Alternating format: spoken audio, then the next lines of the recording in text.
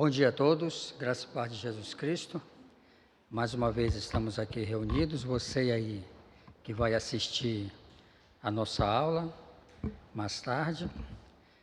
Nós agradecemos e louvamos a Deus pela vida de cada um dos irmãos. E hoje nós estaremos, nesse domingo e no próximo, nós estaremos falando sobre a inerrância das Escrituras.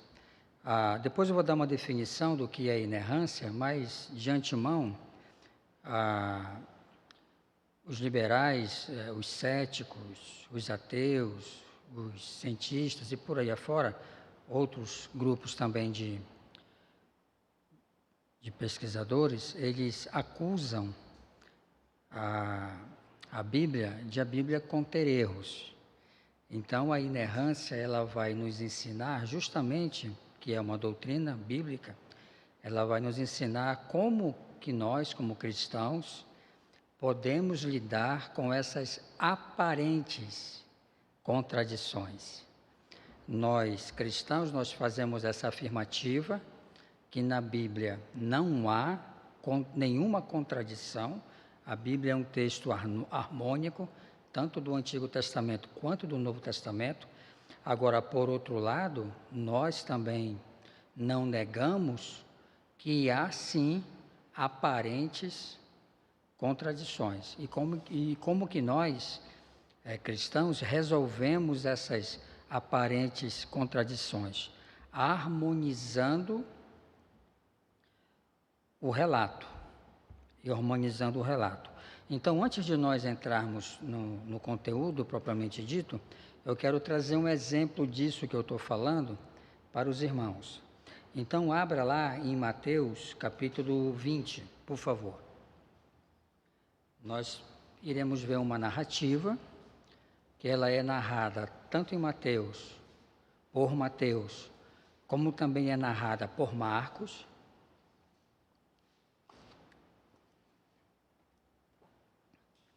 E nós vamos ver que os relatos de Mateus e de Marcos, eles parecem ser contradizer, tá bom? Então, Mateus 20, olha o verso de número 29. A narrativa vai falar da questão do cego de Jericó, tá bom?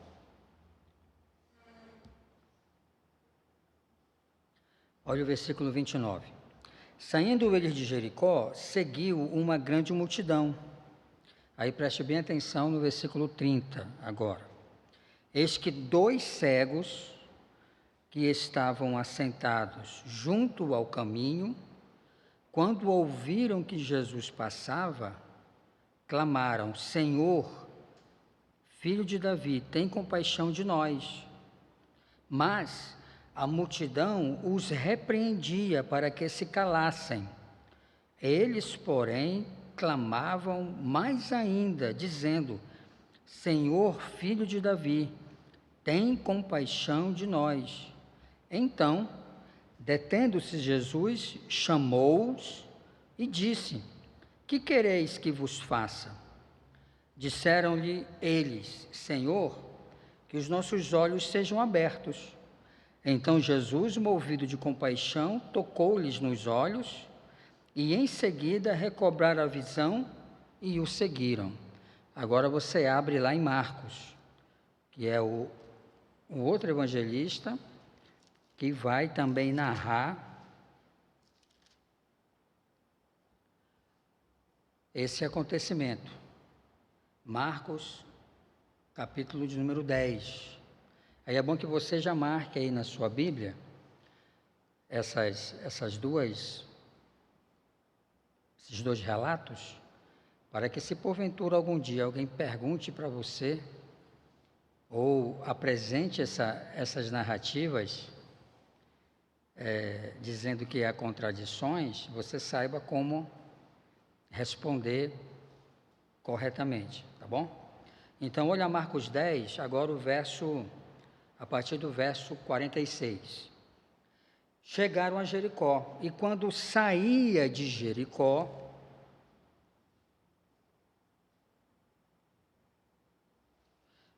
um ponto importante, ó. Tanto Mateus quanto Marcos, eles estão relatando que essa cura aconteceu na saída da cidade.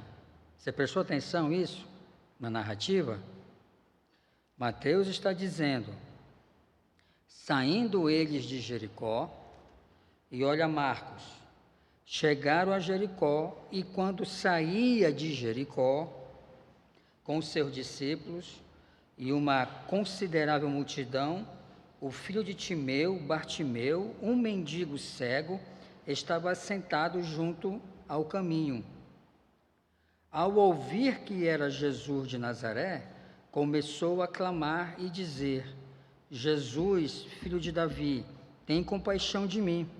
Muitos o repreendiam para que se calasse, mas ele clamava cada vez mais: Filho de Davi, tem compaixão de mim. Jesus parou e disse: chamai-o. Marcos 10, 40 e... Agora eu estou no 49. Marcos 10, 49. Chagas e Suzane, por favor. Lembra lá de Mateus 20? Nós estamos comparando essas duas narrativas, tá, Chagas? Em Mateus 20, o que Jesus vai dizer? Chamai-os, no plural. Aqui em Marcos, Jesus está dizendo, chamai-o, no singular. Tá bom? Aí o 49, e Jesus parou e disse, chamai-o. Chamaram o cego, dizendo, ânimo, levanta-te que ele te chama. E lançando de si seu manto, deu um salto e foi até Jesus. E Jesus, dirigindo-lhe a palavra, disse, que queres que eu te faça? Que eu faça por ti? E o cego lhe disse, mestre, que eu recobre a visão. Jesus lhe disse, vai, a tua fé te curou. E em seguida recobrou a visão e seguia Jesus pelo caminho. Ok, então como é que nós vamos harmonizar essas duas narrativas, que aparentemente são contraditórias? Primeira coisa que você tem que entender. Os evangelhos sinóticos, Mateus, Marcos e Lucas, eles narram, cada um por uma perspectiva diferente, a biografia de Jesus Cristo. E o fato deles estarem narrando essa narrativa de maneira pessoal e individual, isso não significa que eles estão se contradizendo entre si.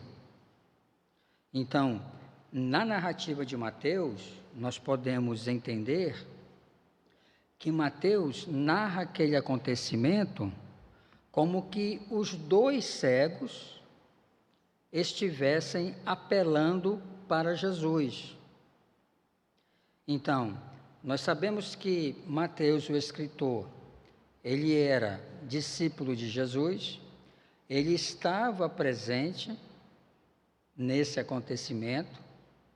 Então, nesse acontecimento de Mateus, não é apenas Bartimeu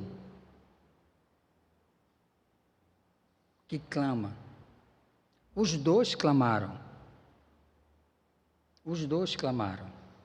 Agora, quando nós observamos o relato de Marcos,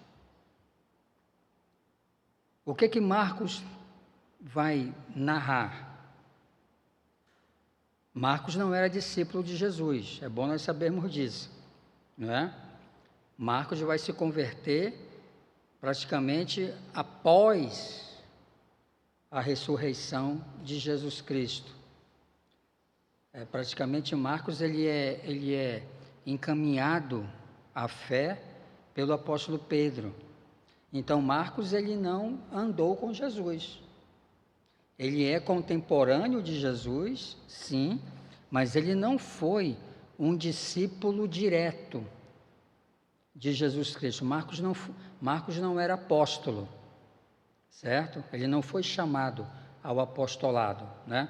Pela graça de Deus, Deus o chama para ser um escritor de um evangelho, mas ele não é diretamente um discípulo de Jesus, na época, né? Direto quando eu digo na época de Jesus. Ok, então quando Marcos vai narrar esse acontecimento, lembra, pelo fato de Marcos não ter andado com Cristo e não ter presenciado esse acontecimento, isso significa que Marcos, ele recebeu também via tradição oral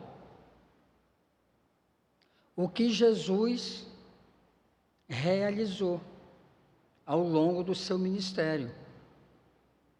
E o fato de Marcos, é bom nós entendermos isso também, e o fato de Marcos ter recebido essa tradição oral, isso não anula a inspiração, que nós tratamos isso nas nossas 2 últimas aulas.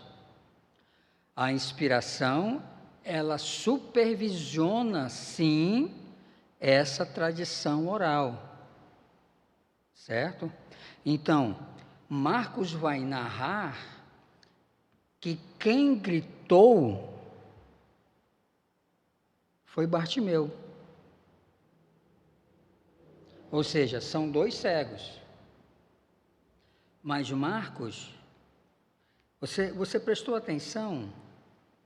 Você prestou atenção na narrativa de Mateus? Que Mateus ele não dá nome para os cegos? Mateus não dá nome. Quem vai dar nome? Quem vai dar nome é Marcos. Então, com certeza, Marcos deve ter ouvido, falaram para Marcos, olha, a gente sabe lá naquele acontecimento, naquela cura lá daqueles cegos de Jericó, é como que se Marcos estivesse ouvindo assim, mais ou menos. Você lembra, Tiago, daquele acontecimento, da cura daqueles 2 cegos, lá em Jericó? Tinha um chamado Bartimeu. Esse era o nome dele. E Marcos estava ouvindo isso. Então, na narrativa, no registro sagrado, Marcos relata o nome de um cego. E qual era o nome dele? Bartimeu. Agora, quantos cegos foram curados? 2. Quantos estavam presentes? 2 cegos. Agora, Marcos, ele cita o nome apenas de um. É a mesma coisa. A cura daqueles 10 leprosos. Quantos foram curados? Os 10. Eles têm nome? Não. Quantos voltaram para agradecer a Jesus? Um apenas. E o escritor sagrado faz questão de registrar, né? E este era samaritano. Ou seja, não era um judeu de pedigree, né? Era um judeu mestiço. Samaritano significa isso, né? Ele não tinha pedigree judaico, né? O pedigree dele era um pedigree made in China, né? Mais ou menos, né? Não que a China não produza coisa boa, né? Produz, sim, muita coisa boa, mas também produz muita coisa de péssima qualidade, tá bom? Então, Marcos relata o nome desse cego, Bartimeu. Então, essa é a primeira maneira de você harmonizar as narrativas. Uma outra maneira que você pode harmonizar essas narrativas é tendo um conhecimento arqueológico. A arqueologia bíblica já descobriu que havia 2 Jericós. Uma Jericó mais nova e uma Jericó mais antiga. O texto não nos diz qual era, em qual foi que esse cego foi curado, que esses cegos foram curados, entendeu? Então você pode harmonizar também mediante esse dado arqueológico. Uma outra maneira, apesar da revelação falar que a cura aconteceu na saída da cidade, então nós não podemos dizer que Jesus curou um na entrada da cidade e curou o outro na saída da cidade. Porque tanto a narrativa de Marcos quanto na saída de Mateus afirma que a cura ocorreu na saída da cidade, certo? Então esse é um dos textos que nos apresenta uma aparente contradição, mas a gente se harmoniza isso mediante esses dados, certo? Marcos está narrando por uma perspectiva, Mateus está narrando por outra perspectiva, Mateus narra dois.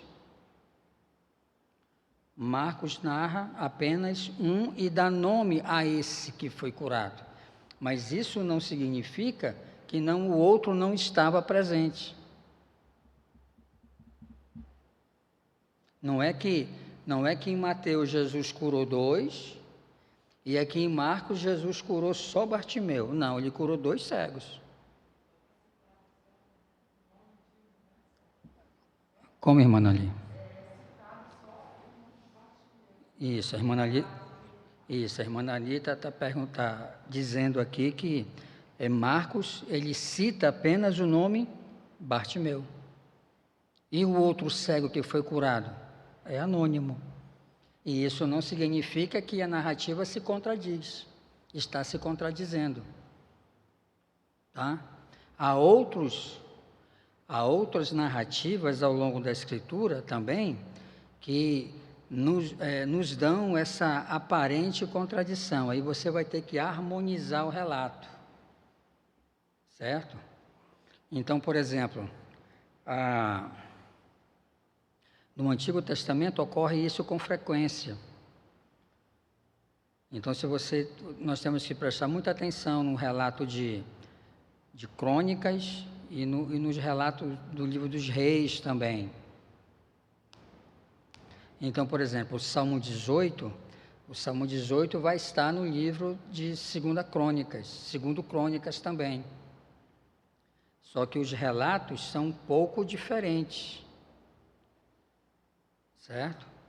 Aí você tem, então, por exemplo, Salmo 18 é de quem? É um salmo de Davi. Agora, não foi Davi o escritor de 2 Crônicas. Então, o escritor de Crônicas, ele vai relatar com alguma variante, mas o conteúdo em si que consta tanto no Salmo 18 como nesse salmo que está presente em 2 Crônicas, é o mesmo. É o mesmo, tá bom? Então a inerrância, ela vai nos ajudar a lidar com isso de maneira honesta e de maneira equilibrada, porque o nosso natural como cristãos, como uma grande maioria de nós não dominamos isso, o nosso natural é passar por cima dessas coisas, né? Isso é natural humano. Às vezes as questões complexas que nós não sabemos responder, né? Ou não dominamos, ou temos um certo receio de falar sobre as mesmas, o nosso natural é sempre a gente estar passando por cima, né? Mas não, a Bíblia nos encoraja a nós encararmos essas dificuldades e procurar à luz dela mesma, como ela é a própria Escritura, ela é o intérprete por excelência dela mesma, certo? A gente tem sim uma resposta coerente e harmônica a dar para essas aparentes contradições. Tá bom assim? Mas nós vamos voltar sobre essa questão no final da nossa aula, tá bom? Que no final da nossa aula, no próximo domingo, eu vou trazer aqui possíveis erros na Escritura, e a gente vai interagindo com os mesmos, tá bom? Então vamos lá para o nosso conteúdo de hoje.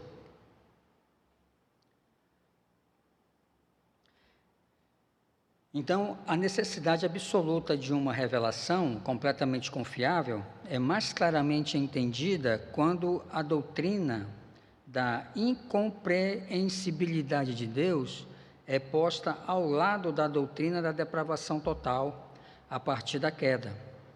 Em tal contexto de verdades contrastantes, é absolutamente essencial que uma revelação especial possa ser conhecida autenticamente. J. Packer observa: quando você encontra a visão, não está passando aqui, Fabrício. Quando você encontra a visão evangélica das Sagradas Escrituras, está encontrando a fonte, o critério e o controle de toda a teologia e religião evangélica. Metodologicamente, a teologia evangélica distancia-se de outras posições por sua insistência na clareza e suficiência das escrituras canônicas. Então, nós já falamos sobre isso aqui, que a Bíblia é suficiente. Ela é suficiente para quê? Só para salvar? Não. Ela é suficiente para salvar, ela é suficiente para santificar, ela é suficiente para instruir, para corrigir, para educar, como 2 Timóteo 3, 16, 17 nos ensina, né? A fim de que, aí vem o propósito da Escritura, né? A fim de que o homem de Deus seja perfeito, esse perfeito é maduro. Toda vez que você lê esse versículo perfeito, você interpreta como maduro. Perfeito e maduro e maduramente habilitado para toda boa obra. Então, a Escritura objetiva isso também. Então, ela é suficiente para isso, tá? Então, ela é suficiente e ela é clara nos assuntos que Deus nos revela. Então, por exemplo, quando Deus revela para nós a questão do pecado, da desobediência, você já prestou atenção? Deus fala em linguagem clara. Não faça isso, né? Deus foi claro com Adão. No dia em que você comer, certamente morrerás. Deus foi bem claro. Deus não apresentou para Adão um postulado, né? Não, ele foi bem claro, não faça isso, que você terá isso. Se você fizer isso, a consequência vai ser essa. Então, Deus, ele trata assim com a gente. E por que Deus trata assim? Devido, como eu já falei aqui anteriormente, devido ao distanciamento.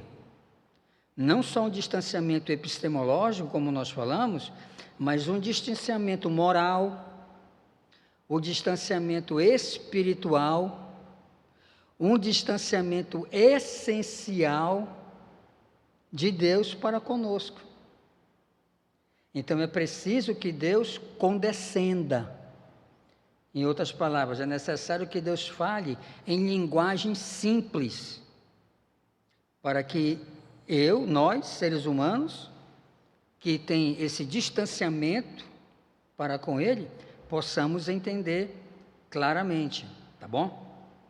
Então, das escrituras canônicas e a religião evangélica, ela distingue-se por sua teologia, pelo método de aplicação que as escrituras determina. O evangelicalismo caracteristicamente afirma que as escrituras são claras e suficientes, que as escrituras dadas por Deus são autoritativas em si mesmas e regra de fé, da fé e da vida cristã em todas as eras. Então, com isso, o que nós aprendemos aqui, segundo essa definição de Packer? A Bíblia não muda. Passará o céu e a terra, não é isso? Jesus falou, mas as minhas palavras não hão de passar. Ou seja, tudo aquilo que Deus revelou na Escritura vai se cumprir cabalmente. Então, eu já falei aqui também que lá no novo céu e na nova terra, nós não precisaremos mais da Bíblia. Porque nós estaremos sendo educados, instruídos pelo próprio Senhor Jesus, pela palavra encarnada. Não é? Então, a Bíblia, ela vai cumprir esse propósito provisório, podemos dizer assim, até o retorno de Cristo. Cristo retornando, não haverá mais necessidade da Bíblia. Ela cumpriu o seu propósito. Aí, Cristo, a palavra encarnada, vai continuar ensinando-nos no novo céu e na nova terra, por toda a eternidade também, tá bom? Então, vamos agora dar uma definição do que é inerrância. Então, o que é inerrância? A palavra inerrância origina-se do latim errare, que significa desviar-se. O conceito implica um desvio ou afastamento da verdade. Com o prefixo in, tendo uma força negativa, a palavra inerrante denota isenção de erro e, neste sentido, é aplicado às Escrituras. Então, inerrância significa isso, tá? Denota essa isenção de erro no texto bíblico. Então, nesse sentido, essa palavra ela é aplicada às Escrituras. Porque um ponto que anda junto, não podemos separar, eu falei isso anteriormente, que a inspiração ela vai pressupor a inerrância. Então, se a Bíblia foi expirada, né, pelo Espírito Santo aos homens, e foi o próprio Deus quem fez isso, então, ela não... Eu pressuponho isso, que ela não contém erros. Então, inerrância e inspiração ou se mantêm de pé ou caem juntas. De uma maneira uma linguagem bem simples, para que os irmãos possam entender. Então, seria uma falácia eu afirmar, não, a Bíblia é apenas inspirada, mas ela não é inerrante. Não existe isso. Ou eu afirmo tanto a inspiração, como eu afirmo também a inerrância, e eu devo afirmar também o nosso primeiro ponto, que foi a revelação. Então, inerrância, inspiração e inerrância mantêm-se em pé ou caem todas juntas, certo? Não tem como eu afirmar apenas uma e negar as outras, tá? Então, a inerrância das Escrituras implica estar completamente livre de qualquer erro de doutrina, fato ou ética. Ou ética. É bom entendermos isso, ó.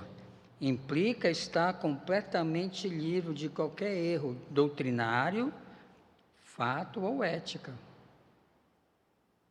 Então, a mesma coisa, nós precisamos harmonizar o nosso entendimento doutrinário. Então, é um ponto aqui. Se a Bíblia é inerrante, e nós estamos vendo aqui que ela não tem nenhum erro doutrinário, então implica em dizer que o nosso pensamento doutrinário, ele tem que estar harmônico com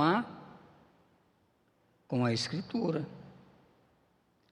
E por que deve estar harmônico? Porque a Bíblia é inerrante.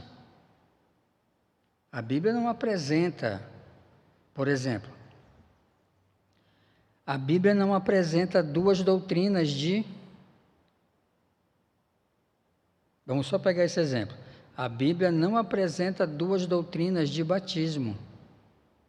Preste atenção. Eu estou afirmando que a Bíblia não apresenta duas doutrinas de batismo. Ela só apresenta uma. Uma. Agora, eu não estou querendo dizer que a Bíblia, ela não aparenta formas de batismos. Perceberam a distinção entre doutrina e formas? As formas, por exemplo, os batistas, eles batizam por imersão, não é isso? Os congregacionais, eles batizam por efusão. E se, por exemplo, se você pegar aquele relato de Filipe e o eunuco, o que o texto diz? O texto diz que ambos desceram as águas e Filipe o batizou. É isso que o texto diz, a gente tem que ser honesto, gente. Não adianta eu querer forçar o texto. O que o texto diz é que Filipe desceu, ele perguntou, olha ali as águas, o que impede que eu seja batizado? Aí Filipe respondeu, é lícito se creres de todo o teu coração. O eunuco vai responder, eu creio que Jesus Cristo é o Filho de Deus. Aí Lucas vai narrar que ambos desceram as águas e Filipe o batizou. O texto não está dizendo que Filipe o emergiu. E nem o texto está dizendo que Filipe pegou um punhado e jogou sobre a cabeça dele. O que o texto diz? Que ambos desceram. Só. E qual é uma regra hermenêutica que nós já aprendemos aqui? Não é? Onde o texto se cala, o que nós devemos fazer? Nos calar também. O que passa disso?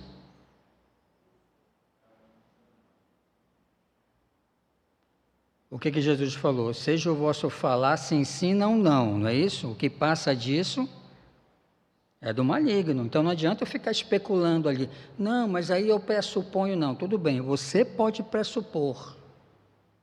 Mas o texto, quero saber do texto. O texto bíblico não diz isso. Então, Atos 3, no batismo dos 13.000, a Bíblia diz que eles foram o quê? Batizados. A doutrina. Mas não diz como foram. Não diz como foram. Aí isso é um ponto importante. Então, se você é muito apegado à tradição, aí você vai forçar a barra. Não é? Aí vai dizer, não, os 3.000 foram imersos, pastor. A Bíblia não está dizendo isso, meu amado. Me desculpe. A Bíblia não está afirmando isso. Você pode pressupor, mas o texto bíblico não diz isso. Não, o texto, eles foram batizados por aspersão, pastor. O texto não está dizendo isso. Não, eles foram batizados por efusão, pastor. O texto não está dizendo isso.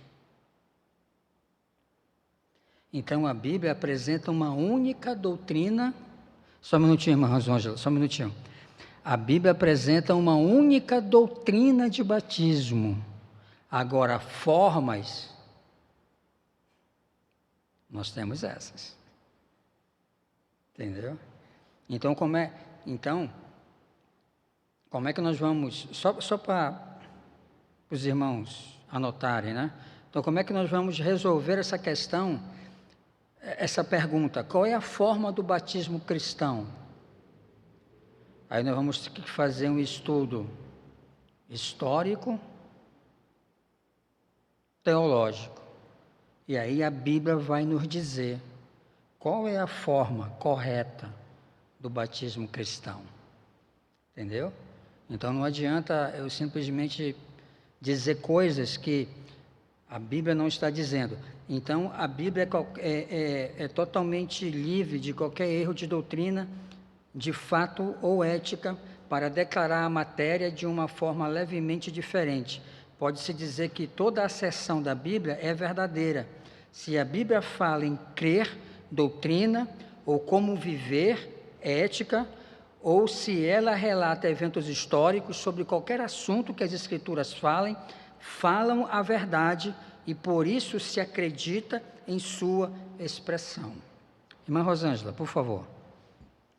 A irmã vai levar o microfone para os irmãos de casa poderem ouvir a sua pergunta. Não, é que o senhor falou de efusão, é isso? Batismo por efusão?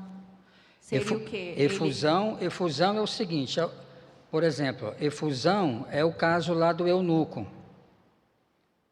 Os congregacionais vão entender que o batismo ali do eunuco foi um batismo de efusão.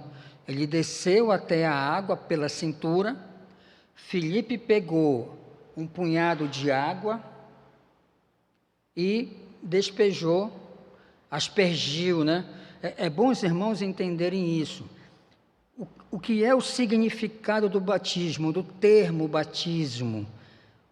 O significado do termo batismo, ele sempre vai estar associado à limpeza, à aspersão. Em outras palavras, ao lavar. Ao lavar. Nas passagens do Antigo Testamento, o termo sempre vai estar relacionado a isso. Tá? Então, os congregacionais entendem que o batismo de Filipe, do eunuco, feito por Filipe, foi um batismo de efusão. Não foi um batismo de aspersão, que não precisa entrar na água, essa é a diferença, entendeu? E nem foi um batismo de imersão, porque Filipe não o imergiu. Então, isso significa, esse assunto do batismo, ele está dentro da eclesiologia, da doutrina da eclesiologia da igreja. Tá bom? Só para os irmãos entenderem.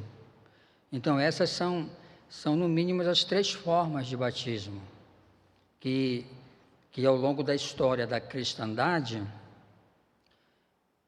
é aplicado. Agora, quando eu falei que nós resolvemos essa questão através de um estudo histórico-teológico, a história da igreja, que nós não podemos desprezar isso, a história da igreja vai nos dizer qual era a prática dos primeiros cristãos. Como que os primeiros cristãos batizavam? Aí a história da igreja vai nos responder isso. Se era imersão, se era aspersão ou se era efusão. A história da igreja vai nos dizer qual era. Tá bom? Só para os irmãos entenderem. Então, eu quero enfatizar esse ponto aqui, certo? Implica estar completamente livre de erro de doutrina, de fato ou de ética. Tá bom? Então, com relação lá à doutrina do batismo, a Bíblia não me apresenta 2 doutrinas, ela me apresenta uma.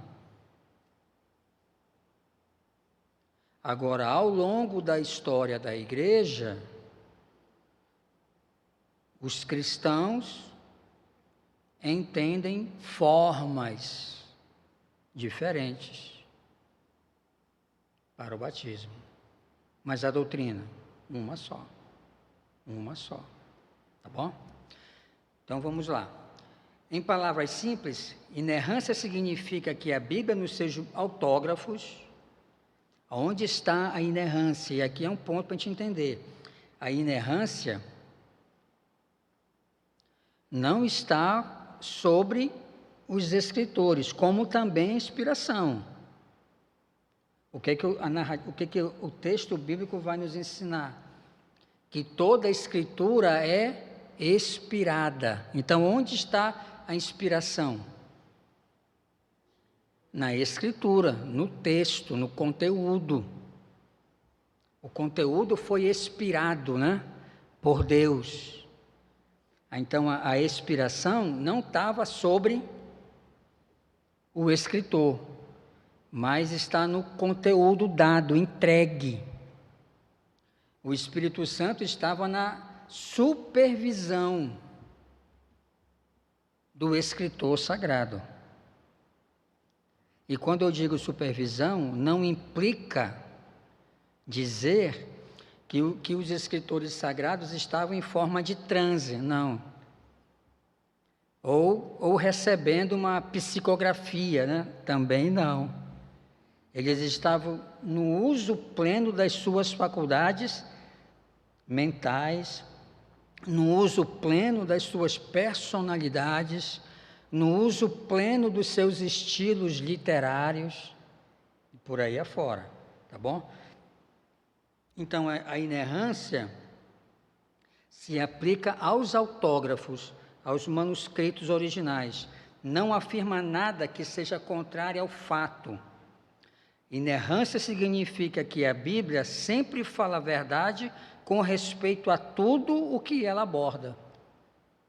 Então, sobre criação, queda, sobre criação de filhos, sobre vida conjugal, sobre vida profissional, sobre vida acadêmica, sobre botânica, sobre ecologia, sobre zoologia, sobre astronomia, que a Bíblia fala sobre essas coisas. Tudo o que ela fala a respeito e tudo o que ela aborda nesses temas, ela está falando a verdade. A verdade. Aí você está dialogando com um astrônomo, ou então com um cosmólogo. Aí o cosmólogo vai ler aquela passagem lá de Josué 10. Mas olha aqui esse camarada é um ignorante. Como é que esse camarada fala aqui que o sol parou? Nós sabemos hoje que o sol não é o sol que se movimenta, quem se movimenta é a terra. Está vendo como a Bíblia tem erro? Aí como é que nós vamos responder isso? Sim.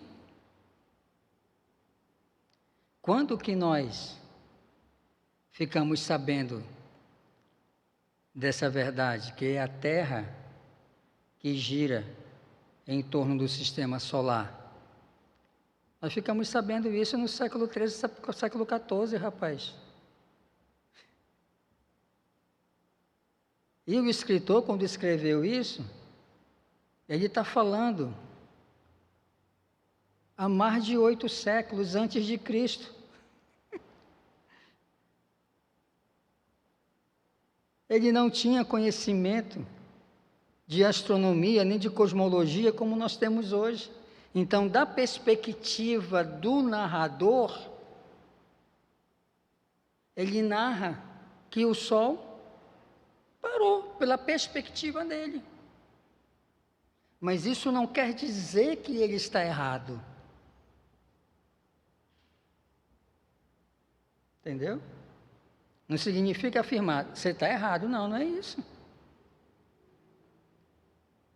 É apenas uma perspectiva situacional. Josué não tem conhecimento disso. Mais lá para frente é que Deus vai dar a condição para Galileu Galilei chegar a essa conclusão. Não, é a terra que gira, o sol não se movimenta, ele está paradinho. Estão percebendo? Então, a gente precisa ter conhecimento nessas outras áreas também, não de maneira extensiva, para nós darmos essas respostas também. Chagas, por favor.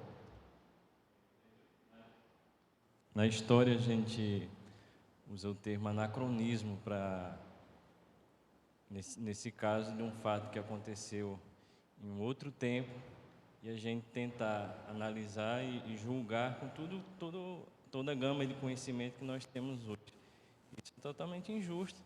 Sim. E a gente observa aí que Deus, ele respeita a estrutura, o conhecimento do homem naquele momento, porque para a humanidade ele não sabia que o Sol, o que a gente observa assim fisicamente, que é o Sol que se movimenta, mas na verdade é a Terra. É a Mas Terra. o homem naquele momento ele não sabia que a Terra era quem se movimentava. Deus revelar isso para ele naquele momento seria para o próprio homem uma confusão, né, Sim. em sua mente. Né? Então a história ela mostra isso, que seria injusto aquele que diz, não, isso é ignorância. Ignorante é ele, porque ele está com base, ou melhor, está tendo acesso a várias informações. Exato. Que ele tem naquele momento que, naquele dado tempo histórico, naquele dado momento histórico, aquela pessoa não tinha. Então ele está sendo injusto com aquela pessoa. É o que a história chama de anacronismo. Isso que o Chagas colocou é pertinente. Porque o escritor ele está narrando mediante aquilo que o seu visual está contemplando. Então, o que os olhos de Josué contemplaram? O dia se prolongou. Logo, se o dia se prolongou, por exemplo, qual é a nossa definição de dia? A nossa definição de dia é quando tem sol. Não é isso? Quando o sol se põe, o que nós falamos? Noite, acabou o dia. Agora, essa definição de dia que nós temos não é a mesma definição de dia que Deus tem. Não é. Por isso que Deus vai criar os dias em 24 horas. Por isso. Porque a definição dele de dia não é, aliás, em Deus nem existe definição de dia. Nem existe questão de tempo. Dia e tempo em Deus não existe. Isso é uma coisa humana que Deus criou para os humanos. Deus não é como nós. 1 dia, 2 dias, 3 dias, 365 dias, 1 hora, 2 horas. Em Deus não existe presente, passado e futuro. Não existe. Deus é um ser que não está limitado a isso, ele é o eterno. Então, para Deus, a criação, Gênesis 1:1, e esse nosso momento aqui, não tem diferença alguma. Ele está presenciando ambos.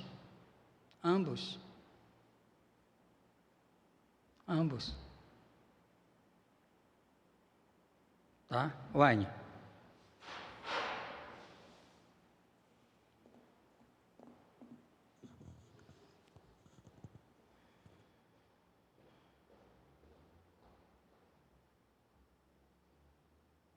Só complementando o que Charles falou, isso é um dos pontos que a gente já viu aqui nas aulas anteriores, que Deus se comunica perfeitamente com o homem. Então, Sim. Naquele tempo, dizer que a Terra parou e não o Sol ia causar confusão, como o Charles mencionou, né? Então, a comunicação perfeita foi entender que o Sol parou. Sim, isso. Por quê? Porque Deus queria que os seus leitores originais entendesse plenamente aquele acontecimento. Então, e além do mais, né? Quando a gente estuda a Bíblia, qual é o foco da narrativa? Será que o foco da narrativa é me ensinar que o sol parou? Não. O foco da narrativa não é esse. Esse é um detalhe da narrativa. Mas não é, lembra? Não é a intenção do autor. A intenção do autor é ensinar para Israel que aquele Deus que os tirou do Egito e que fez aquela promessa. Vamos lá, vamos abrir lá para a gente entender. Abra lá em Josué.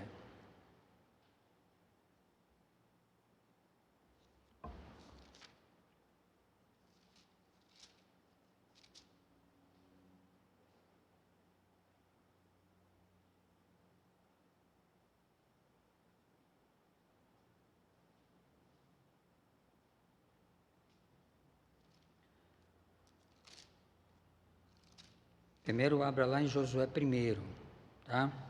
Que é uma passagem também muito mal interpretada por muitos cristãos, tá? A partir do verso 6, Josué 1:6. Esforça-te, sê valente, porque tu farás a este povo herdar a terra que jurei a seus pais que lhes daria. Então somente esforça-te, sê muito valente, para teres o cuidado de fazer conforme toda a lei que meu servo Moisés te ordenou.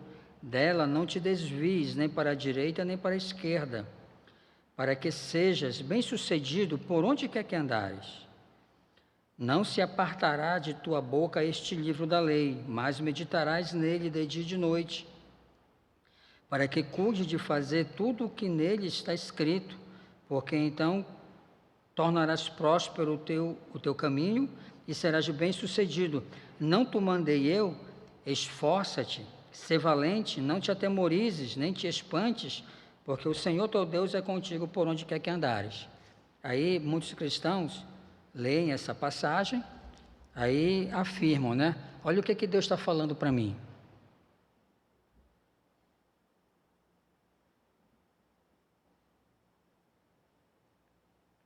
Deus não falou isso para mim. Deus não falou isso para você. Ele falou para quem? Falou para Josué.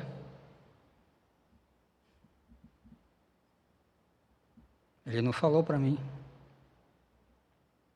Falou para Josué. Agora,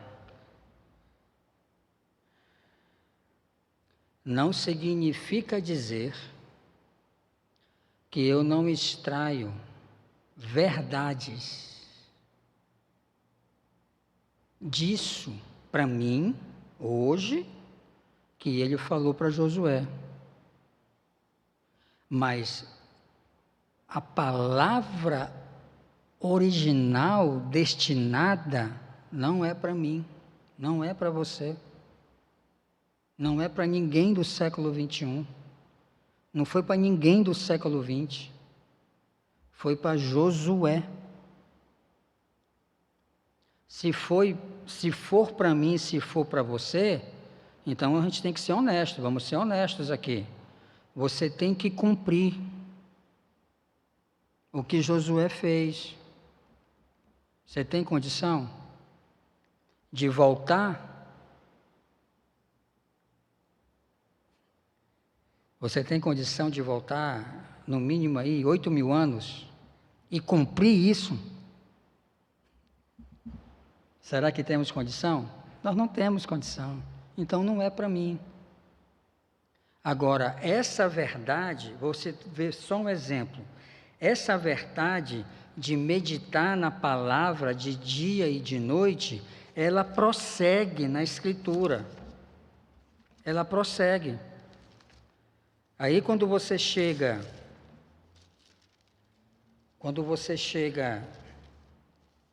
Em Salmos, capítulo 1, olha o versículo 2. Olha o justo. Josué foi justo? Sim. Você é um justo, eu sou um justo? Sim. Então, olha a verdade que está lá em Josué, que foi direcionada para ele, mas uma verdade que foi para ele é direcionada também para mim e para você, que somos justos. Olha o verso 2. Mas na lei do Senhor está o seu prazer, e em sua lei medita de dia e de noite. Perceberam? Eu extraí uma verdade de lá, da ordem, que ali Deus está dando uma ordem, né? Para Josué. Deus dá essa ordem. Antes medita na minha lei de dia e de noite. Essa ordem de meditar na lei de dia e de noite, ela prossegue na Escritura, não é só para Josué. É para os justos de todas as eras. Essa questão do ser forte, ela não se aplica só a Josué, ela se aplica ao longo dos justos, ao longo da cristandade, tanto do Antigo quanto do Novo Testamento. Porque nós vamos ver essa questão do ser forte, do ser corajoso. O que Deus falou para Gideão? Senhor é contigo, homem valente, homem corajoso. Não foi? Foi a primeira coisa que Deus falou. Deus vai falar isso lá em Isaías também. Paulo vai falar isso para Timóteo. Viu? Esse imperativo de ser forte, de ser corajoso. E por que Deus fala isso, de ser corajoso? Porque lá a revelação vai dizer também que os covardes não herdarão o reino. Viu?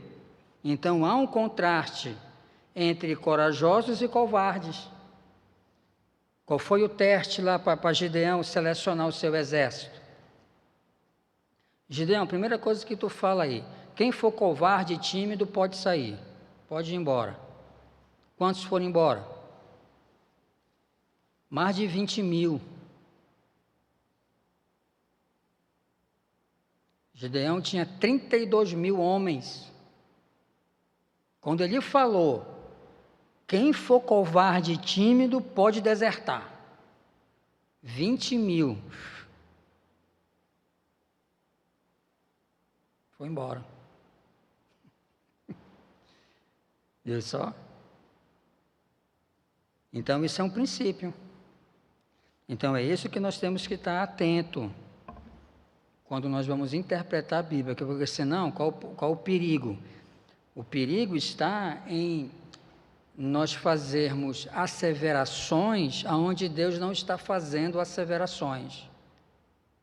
Eu está dizendo promessas, por exemplo, uma promessa que não é promessa, mas nós dizemos que é Atos 16:31. Crê no Senhor Jesus e será salvo tu e tua casa. Gente, isso não é uma promessa de Deus. Não é. Primeiro, que isso está sendo, isso é uma, lembra, eu já ensinei isso aqui para os irmãos. Aquilo é uma revelação ou é uma descrição?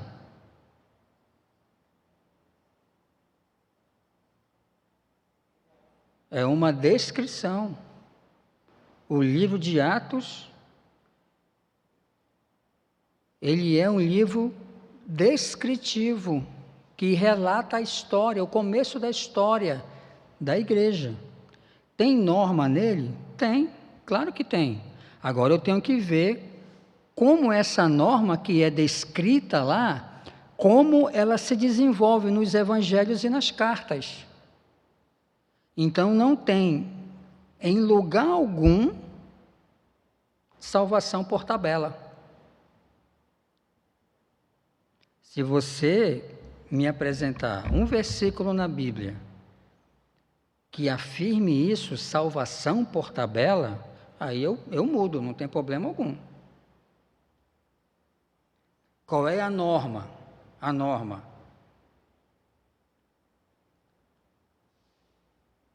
A norma bíblica é: se com tua boca confessares ao Senhor Jesus e em teu coração crê que Ele ressuscitou dentre os mortos, serás salvo. Porque com a boca se confessa e com o coração se crê para a justiça. Então a salvação, ela é individual. Deus não vai salvar ninguém por tabela, por inferência do meu crer. Mas muitos cristãos pegam lá Atos 16:31 e digam: olha aqui, irmã, a promessa de Deus, crê no Senhor Jesus e será salvo tu e tua casa. Não faça isso, que você está sendo um mau intérprete das Escrituras. E você está falando coisa que Deus não está falando. Não está falando. Entendeu? Então, são essas coisas que nós precisamos atentar com muito cuidado, certo? Porque numa afirmação dessa, e caso não, porque vai acontecer, né? Não ocorra, o que vai acontecer? Por isso que tem muita gente frustrada com pastores e igrejas hoje, gente. Milhões de pessoas que não querem conversa com pastor e com igreja. Por quê? Porque, infelizmente, nos nossos dias, há uma grande leva de falsos profetas, de péssimos intérpretes das Escrituras, pessoas totalmente desinteressadas de serem fiéis ao que está escrito na Bíblia, verdadeiramente, e ficam fazendo promessas. Possa ser que você tenha recebido, foi iludido com uma falsa promessa, não se cumpriu, e hoje você está totalmente frustrado. Por quê? Porque, infelizmente, o que falaram para você não era promessa nada. Era uma descrição que ocorreu num ato da história da igreja, com uma pessoa. E, além do mais, é falta de atenção, né? É falta de atenção. Porque se você lê, uma tarefinha de casa bem simples, se você lê Atos 16, o que vai acontecer na sequência? Esse carcereiro vai levar Paulo e Silas para casa, vai lavar os vergões dele, vai dar de comer para eles. E o que Paulo vai fazer? Paulo vai pregar para todos da sua casa. E aí, o que vai acontecer? Todos vão crer. É só prestar atenção na narrativa. Então, o crer foi individual. O carcereiro não creu na casa. Ele creu aonde? Lá no cárcere. Agora, o carcereiro... A nossa aula é sobre inerrância, não é sobre interpretação, né? É que esse tema, interpretação, é o meu predileto.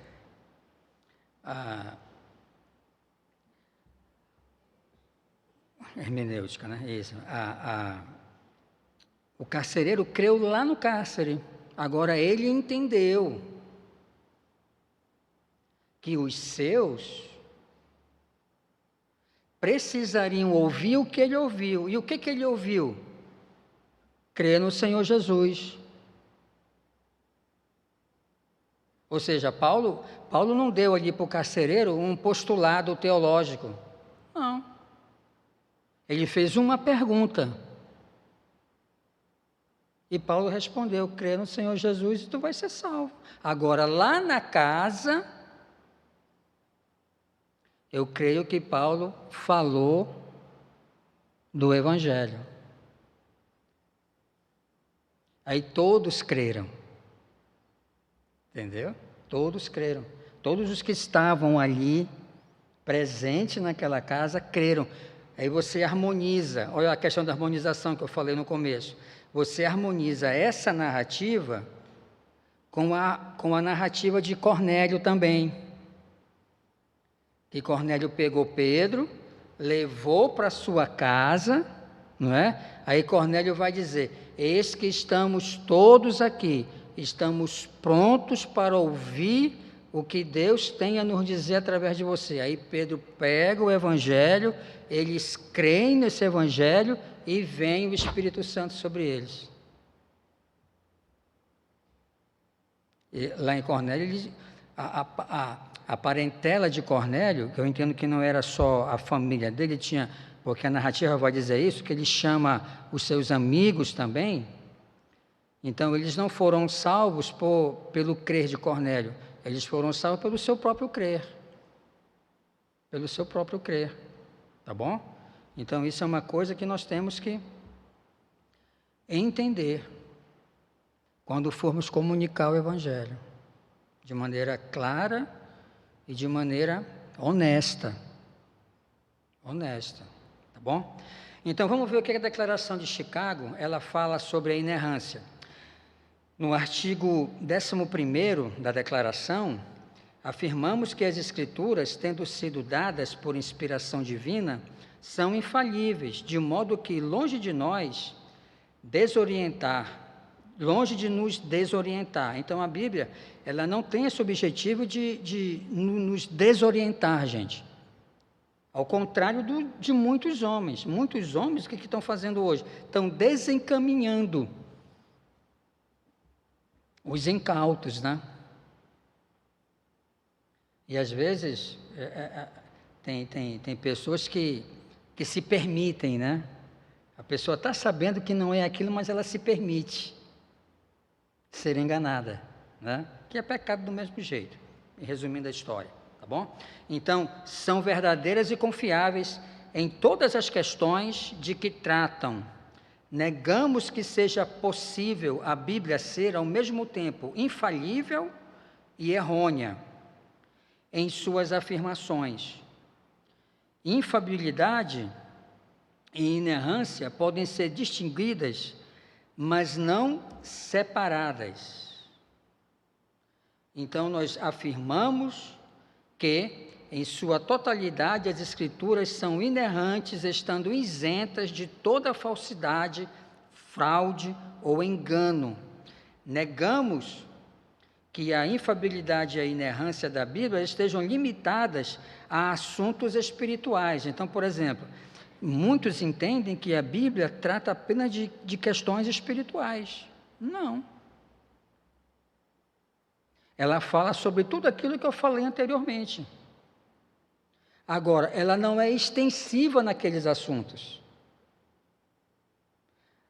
A intenção da Bíblia é apresentar o problema do homem. Qual é o problema do homem? Pecado, que ele é pecador, que ele está separado de Deus e que ele precisa religar-se, né? Lembra lá da primeira aula? Ele tá desligado de Deus devido ao pecado, à queda, e ele precisa religar-se. E a Bíblia agora vai apontar para esse homem que está desligado de Deus, como ele se religar novamente, através de Jesus Cristo. É nisso que a Bíblia foca. Então, o personagem central da Bíblia é Cristo, é Jesus, tá bom? Então, assuntos espirituais, religiosos ou redentores, não alcançando informações de natureza histórica e científica. Negamos ainda mais que hipóteses científicas acerca da história da Terra possam ser corretamente empregadas para desmentir o ensino das Escrituras a respeito da criação e do dilúvio. As duas principais Opa, entendeu? Então, aqui. Então, a Declaração de Chicago vai fazer essa afirmativa no artigo 11 e no artigo 12 da sua declaração. Agora, para você entender, a inerrância está na Bíblia? Sim, está. Agora, o que a teologia, o que os credos, o que as confissões, o que as declarações, elas vão fazer?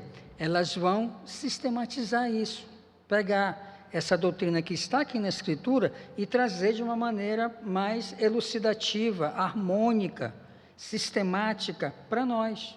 É só isso, tá? Então não precisa, eu sei que muitos cristãos têm certa resistência a isso, né? Aos credos, às confissões, às declarações, mas isso tudo, gente, está incluso na história da igreja. Está incluso na história da igreja. Então, só para a gente entender como é que os primeiros cristãos, eles eram catequizados. A gente pensa que essa questão de catequese é algo católico, né? Não tem nada a ver com católico, gente. Isso aí tem a ver com cristão. Então, eu respeito você que pensa diferente, eu não vejo problema algum eu pegar um novo convertido e dizer para ele, eu vou te catequizar. Eu não tenho problema algum com isso. Porque o que significa catequizar? Significa doutrinamento. Só isso. Não é isso que nós fazemos? Então, como que os primeiros cristãos eram catequizados e qual era por exemplo, nós temos o hábito nos batismos que realizamos, pedir uma profissão de fé da pessoa que vai ser batizada, né? Agora, vamos pensar aqui. Os irmãos já prestaram atenção nas profissões de fé que os nossos candidatos ao batismo fazem? Qual é o conteúdo?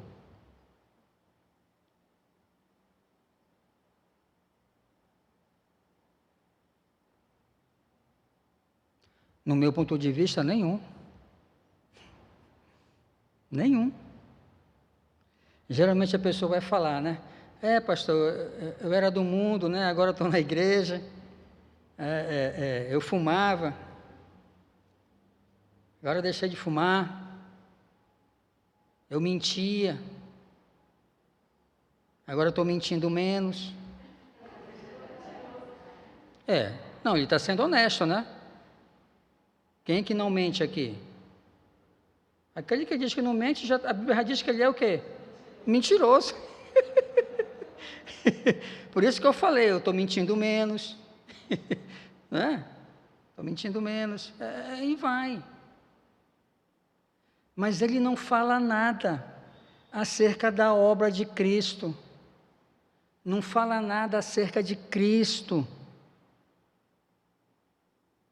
Aí, como que os primeiros cristãos catequizavam e qual era a profissão de fé dos primeiros batizandos na história da igreja? Era o credo apostólico. A gente pensa que é coisa de católico. Creio em Deus Pai Todo-Poderoso. Quem sabe o credo apostólico de cor? Está vendo como nós não fomos catequizados? Creio em Deus Pai. A gente pensa que só pastor tem que saber isso, né? Não, mas isso é um credo cristão, gente. Isso foi a primeira declaração da igreja. A primeira declaração da igreja de fé foi o credo apostólico. Creio em Deus Pai Todo-Poderoso, Criador dos céus e da terra, e em Jesus Cristo, seu único Filho, nosso Senhor. Nasceu, primeiro, né? Nasceu da Virgem Maria. Isso Eu sei que tem muito crente que tem até medo de falar isso, de ser expurgado. Tem muito crente que tem até medo de falar da Virgem Maria, faz até o sinal da cruz credo, pastor. Com medo de ser expurgado, de ser cortado da comunhão. Gente, isso é uma verdade bíblica. Maria engravidou virgem. Qual é o erro católico? De afirmar que depois do nascimento de Jesus, ela permaneceu virgem. Aí está o erro. Porque João 5 está bem claro lá, que Maria teve outros filhos com José. Jesus teve irmãos. Tá? Nasceu da Virgem Maria. Padeceu sobre Pôncio Pilatos. Que aí, lembra lá que eu falei aqui? Bultmann diz que o único fato histórico da igreja é essa, né? Que Cristo padeceu sobre Pôncio Pilatos. Tudo demais é mito, é invenção da igreja, né? Rudolf Bultmann falou isso, né? Padeceu sobre Pôncio Pilatos, foi crucificado, morto e sepultado. Desceu à mansão dos mortos. Tem muito pano para manga. Quem sabe, né? Um dia, se a gente for estudar só o credo apostólico, aí nós vamos aprender isso. Esse desceu à mansão dos mortos, originalmente não faz parte da declaração do credo. Foi um acréscimo. Então, há discussão sobre isso. Mas vamos lá. Mas a questão é duas interpretações.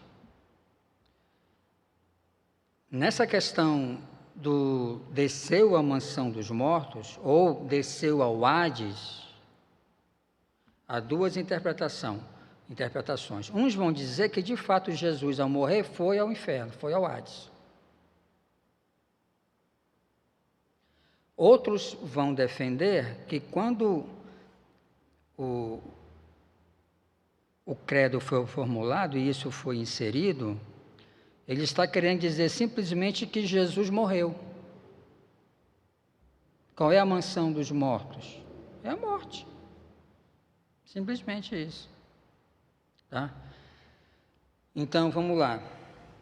Desceu à mansão dos mortos, ressuscitou ao terceiro dia, subiu aos céus e está sentado à direita de Deus Pai Todo-Poderoso, Criador dos céus e da terra, e há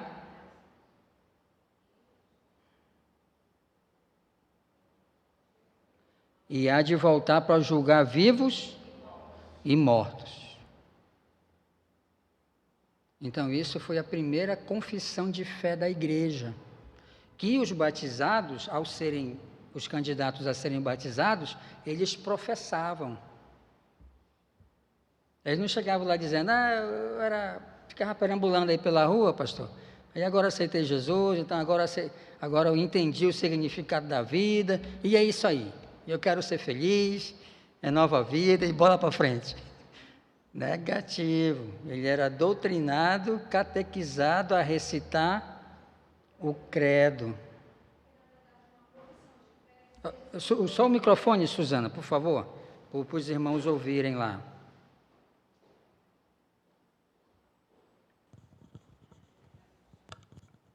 É porque, na verdade, é só um comentário, não é um questionamento, tá? Profissão de fé significa você proferir naquilo que você tem fé, em que você crê. Sim. Né? Você está professando. Então, nessa condição, eu já fui católica, decorei isso daí. A diferença é que a gente memoriza e a gente não tem entendimento nenhum sobre isso que foi decorado e memorizado. Embora totalmente fundamentado biblicamente, não é? E aí, agora que a gente tenha uma nova condição de clareza, de entendimento da palavra de Deus, fica muito mais, eu até diria, simples de compreender cada expressão dessa que é falada no credo, não é? E aí, quando o Senhor faz o comparativo da nossa condição agora como crentes convertidos, o que precisa é a gente, na hora de uma profissão de fé, realmente declarar em que cremos, né? Que Jesus é esse, o que é que Ele fez na minha vida e o que é que Ele Sim. faz, quais são suas promessas em termos de salvação para o homem pecador, né? Então, que declaração de fé é essa? Exato. Então, seria só esse comentário, pastor. A gente não dá muita importância a isso não, gente. Pode prestar atenção. Então, se a gente for fazer um levantamento, para muitos, esse rito, que o batismo ele é um rito. E aí eu entendo que para o rito ser válido tem elementos. Se um dos elementos faltar, então o rito não valeu. Só para a gente pensar, né? Então, por exemplo, o casamento é um rito. Ele não é um sacramento, como Pedro Bellarmino, que foi digamos assim, século XIII. Pedro Bellarmino ele vai sistematizar os sacramentos, né, da Igreja Católica. Então, Pedro Bellarmino vai dizer que o casamento é um sacramento, mas nós não entendemos que é, porque a Bíblia não diz que é. Eu, particularmente, entendo que a Bíblia nos revela apenas 2 sacramentos, que é o batismo e a ceia, nada mais que isso, né? Então, né, essa questão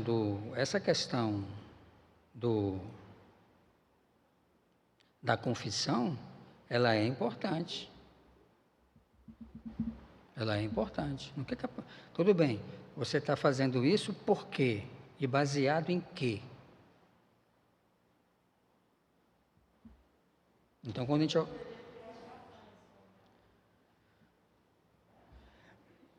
No meu entendimento, sim. Então, não se assustem, né? Mas a igreja do século XXI precisa passar por uma reforma, gente. No meu entendimento. Muitos vão discordar, mas tudo bem, te respeito, né? Vocês não são obrigados a concordar com tudo que eu digo aqui, como eu também não sou obrigado a concordar com tudo aquilo que vocês creem, né? E a teologia, toda e qualquer ciência, e a teologia é uma ciência, ela é feita assim. Ela é feita assim. Então eu entendo que a gente precisa sim passar por uma outra reforma para rever muitas coisas da nossa prática cristã como igreja, tá bom? Então vamos aqui, pressupostos filosóficos da inerrância bíblica, tá bom? As 2 principais correntes filosóficas oriundas da Grécia são o aristotelismo e o platonismo. Ambas ensinavam premissas inaceitáveis para um cristão. Aristóteles ensinava que a matéria era eterna, que o homem era simplesmente mortal e que Deus não amava o mundo. São ensinamentos claramente opostos à Escritura. A Escritura diz que Deus ama o mundo. É até um paradoxo, né? Deus vai dizer que Ele tanto ama o mundo como Ele também odeia. Deus vai nos dizer que nós devemos amar o mundo, mas lá em 1 de João 1,16 ele vai dizer, não ameis o mundo. A questão é, de que mundo Deus está falando? De que mundo Deus está mandando eu amar e de que mundo Deus está falando eu odiar? Não é? Então Aristóteles ensinava isso, Platão também, que a matéria era eterna, que o homem era simplesmente mortal, morreu, acabou tudo, não tem pré-existência, podemos dizer assim, ou seja, não tem pós-existência, que Deus não amava o mundo, mas a Bíblia é totalmente contrária a esses pensamentos e ensinos. Então, Platão ensinava a eternidade da matéria, a pré-existência da alma, Ou seja, dentro da antropologia bíblica, vai ter pessoas que vão defender isso aqui também. Mas, na verdade, não é bíblico, é platonismo. Que Deus tem um estoque de alma. Que Deus tem um estoque de alma. Aí, quando o esperma do homem fecunda o óvulo da mulher, Deus vai lá, vou pegar a alma 999. A alma 999 é do Mário, aí coloca em mim. Não, não é assim. Há três entendimentos, né, nesse aspecto. Há o pré-existencialismo, a pré-existência da alma. Há o criacionismo. E há o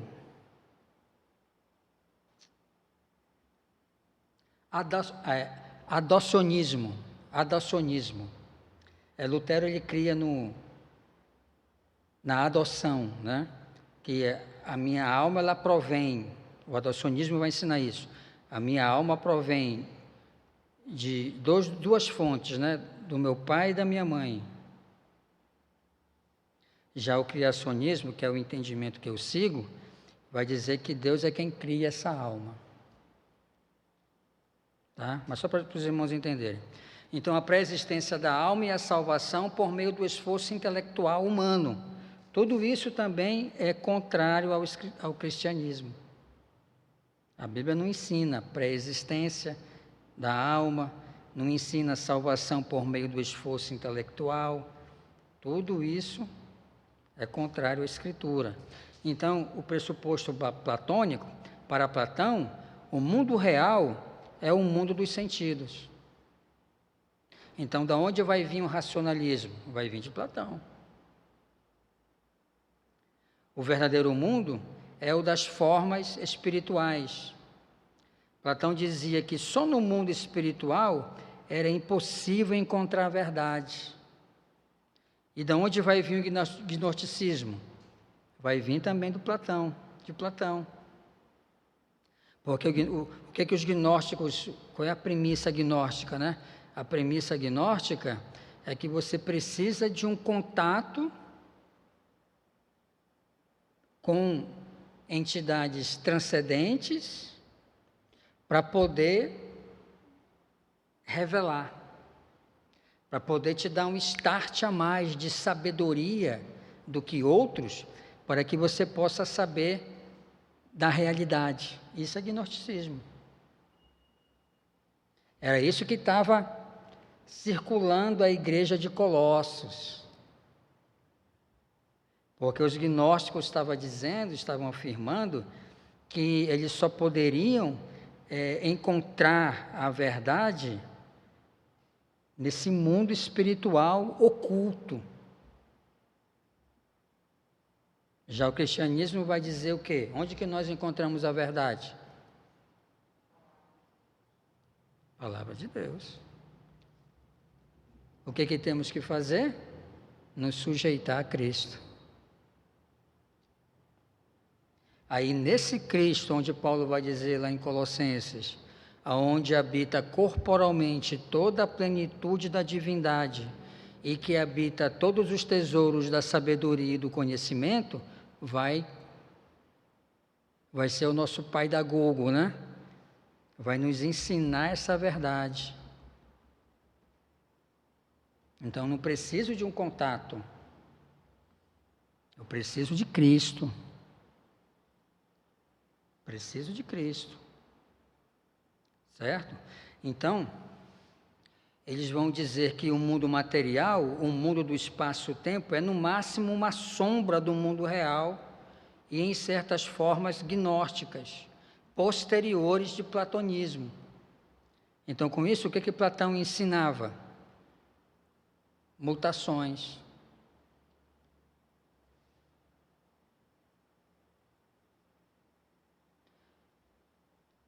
Por detrás disso daqui, podemos dizer também que havia o quê? Reencarnações.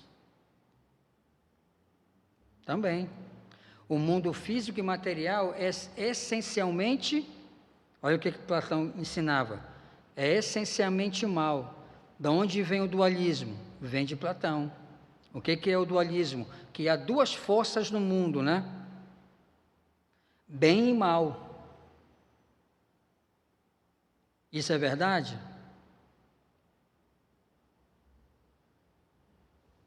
Não. Só existe uma força no universo. Só existe um ser controlador em todo o universo, e esse ser é Deus. O que Satanás é? Ele é um usurpador. É isso que Satanás é. O reino de Satanás é um reino parasita. Nós chamamos isso dentro da teologia, né? É um reino parasita, é um reino usurpador. Ele não criou reino nenhum, ele usurpou. É mal, mas não é bem colocado. É verdade, é mal. O reino de Satanás é um reino mau. Agora, quem é que controla o reino dele? Ele não tem autonomia nem sobre o reino dele. Quem é que tem? É Deus. Tem. Satanás é o macaco de Deus. Só faz o que Deus manda. Observaste o meu servo Jó? Sim, obedeci. Sim, eu tenho observado. Homem íntegro, reto, temente a Deus e que se desvia do mal. O que Satanás falou? É isso mesmo, ele é assim. Porém, olha Satanás, porém, ele só é assim porque tu o protege. Ele só é assim direitinho, Deus, porque a tua mão está sobre ele. Tira a tua mão, para ver se ele não blasfema de ti. Aí o que Deus disse para Satanás? Vai lá.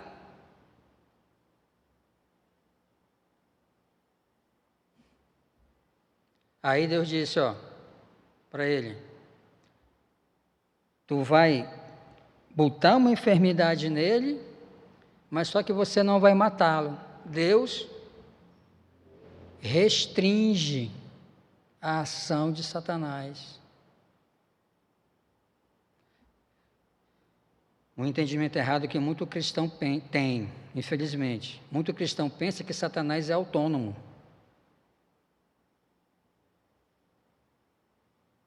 Satanás e os demônios não são autônomos, gente.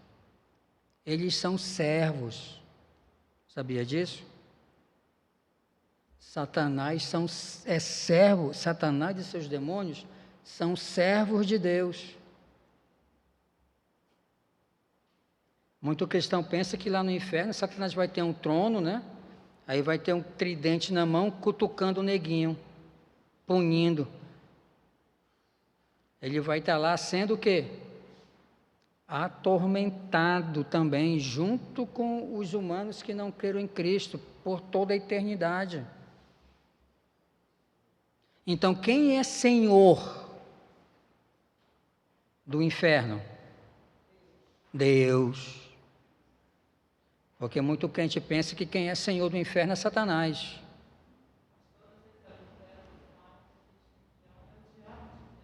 É o diabo de Deus. Só faz o que Deus manda. Tá bom? Então não há esse dualismo no cosmo. Tá? Quem controla o cosmo é Deus. Olha o Salmo 24:1. Do Senhor é a terra, a sua plenitude, o mundo e os que nele habitam.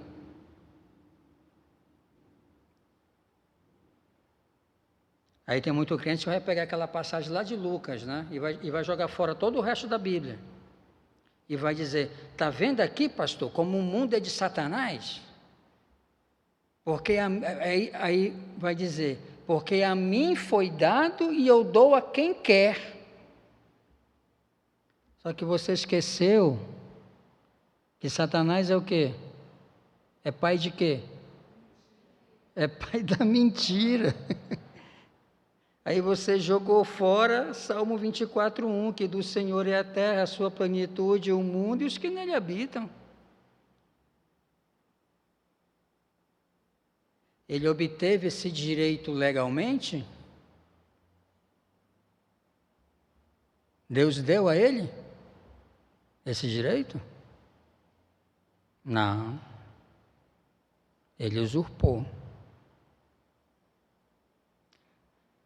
Para a gente encerrar, sabe qual foi o único direito que Deus deu para Satanás? Deus deu para ele. Sabe qual foi o único direito? De ser o acusador dos irmãos. Esse foi o único direito que Deus deu para Satanás, mediante a queda de Adão. Então, quando Satanás vai lá nos acusar diante de Deus, ele vai com um direito dado, legal, dado por Deus, para acusar. Mas agora, temos Cristo, que é o nosso advogado, que me defende dessas acusações que ele havia recebido legalmente. Por isso que Paulo, lá em Romanos 8, vai nos dizer: portanto, agora nenhuma condenação há para os que estão em Cristo Jesus. Então, quando ele continua fazendo isso, acusando, só que quando ele vai lá me acusar, aí Jesus apresenta para ele a minha promissória.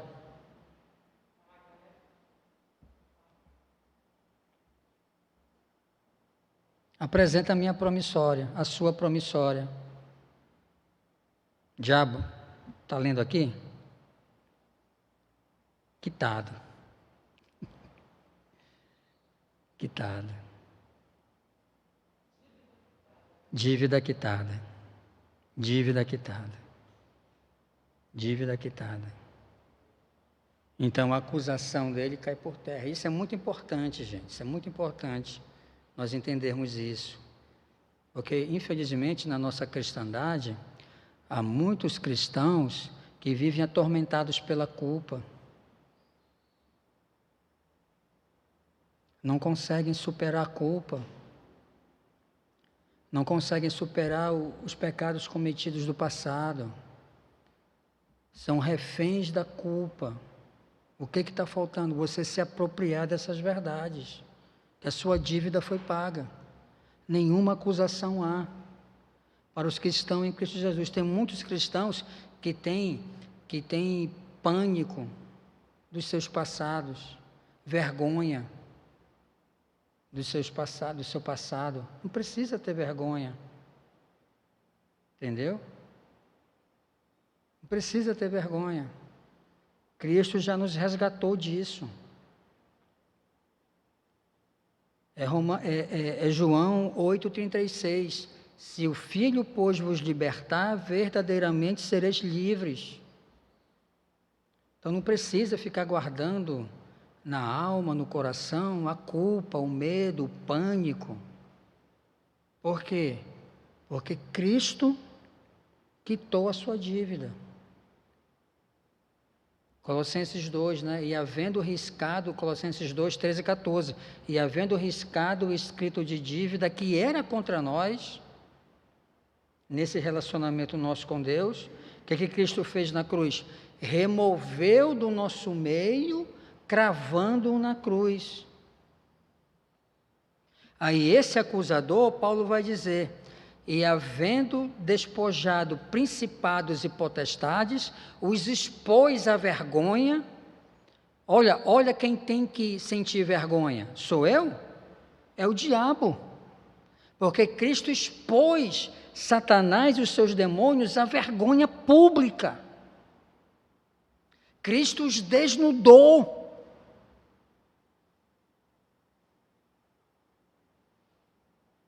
Cravando na cruz. Então a cruz, para o sacrifício de Cristo, para principados e potestades, foi o desprezo, foi a vergonha, foi a vitória, foi o desnudar, foi o desarmar. Cristo ali na cruz, ele desarma Satanás e todas as suas hostes. Totalmente desarmados. Subjugados por Cristo. E Cristo fez tudo isso para quê? Para nos livrar disso. Eu sei que há muitos hábitos, pensamentos, crenças em nós que precisam experimentar isso. Esse vencer de Cristo, esse desnudar de Cristo, para que a gente possa viver verdadeiramente o Evangelho da Cruz. O Evangelho da Cruz. Tem um livro muito bom, ele é um pouco grande, eu confesso para os irmãos, aproximadamente 400 páginas, mas se você puder comprar esse livro e ler, A Cruz de Cristo. Talvez tenha em PDF disponível, não sei. A Cruz de Cristo, John Stott. Leia esse livro. Você vai entender isso. Então, é esse evangelho que Cristo, é esse evangelho inerrante, para não fugir da inerrância, é esse evangelho inerrante que Cristo trouxe para nós. É esse evangelho inerrante que dentro dele está contido essa verdade de um Cristo vencedor que desnudou, venceu principados e potestades, removeu aquilo que era contrário a mim e a você. Cristo absorve. Cristo absorve isso. Eu sempre costumo postar alguma coisa no meu status, aí eu publiquei uma frase assim: na cruz, eu me encontro com Cristo e Ele se encontra comigo, em perfeita paz e em perfeita comunhão. E o que era contrário contra mim foi despejado sobre Cristo. Não obrigatoriamente, mas de maneira livre. Cristo absorve isso, que era contrário a mim. E agora me reconcilia com Deus. E assim eu sou aceito, sou adotado. E sou uma nova pessoa. Uma nova pessoa. E isso nós precisamos entender para vivenciar o Evangelho de maneira clara e poderosa, e o Evangelho de maneira libertadora. Porque não se engane, irmãos, não se enganem. Há muitos irmãos nossos dentro das nossas igrejas que vivem oprimidos. Vivem oprimidos. Vem domingo após domingo, ouve estudo após estudo, sermão após sermão, mas a palavra nunca penetrou. Nunca penetrou. Nunca experimentou a verdadeira liberdade em Cristo. Nunca experimentou. E precisamos entender isso. Nesse aspecto é que eu defendo que nós precisamos de uma nova reforma para comunicar esse evangelho, não apenas de maneira doutrinária, teológica. Tem o seu lugar isso, tem o seu lugar, não estou desprezando isso, mas nós precisamos focar no coração das pessoas, tá bom? Que Deus vos abençoe, um bom almoço para você que é papai, Feliz Dia dos Pais, um bom almoço em família. Você que vai assistir a nossa aula logo mais, nessa semana agora, não terá questionário, apenas na semana que vem. Tá bom assim? Bom domingo a todos e Deus vos abençoe.